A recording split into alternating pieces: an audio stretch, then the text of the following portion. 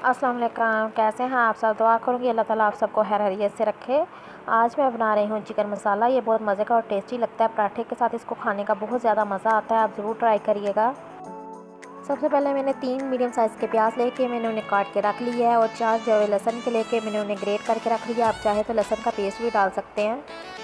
Half KG chicken है और 3 other टमाटर हैं और 1 ग्रीन वाली मिर्च है। इन टमाटरों को मैंने ग्रेट करके रख लिया है। आप चाहे तो पेस्ट डाल लें।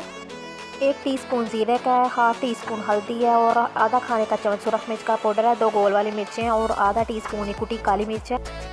सबसे पहले कढ़ाई में मैंने ऑयल डाल के उसमें मैंने प्याज डाल दिए और नमक डाल के प्याज को लाइट गोल्डन करूँगी। जैसे ही प्याज का कलर थोड़ा सा लाइट गोल्डन होगा तो मैं इसमें लहसुन डाल दूँगी।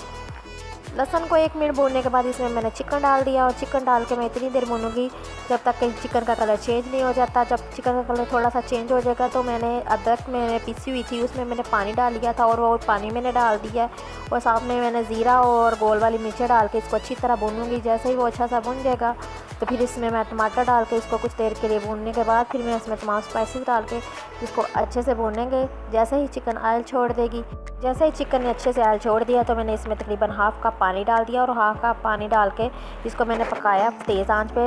जब वो पकने लगा तो मैंने इसको दम पे रख दिया है हल्की आंच पे।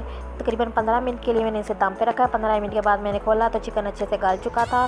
तो अब मैं इसमें 1 चुटकी मैंने इसमें सूखी मेथी की डाल दी है, कसूरी मेथी डाल दी है 1 चुटकी और 3 सब्ज़ मिर्चें मैंने कट करके डाल दी हैं और धनिया डालेंगे, गरम मसाला डालेंगे हाफ़ टी स्पून और इसको अच्छे से मिक्स करेंगे। एक दफ़ा फिर से इसको मैं 1 मिनट के लिए दम पे रख रही हूँ। 1 मिनट के बाद मैंने खोला है तो चिकन अच्छे से तैयार हो चुकी है। इसके साथ मैं इजाज़त चाहूँगी। अल्लाह हाफ़िज़।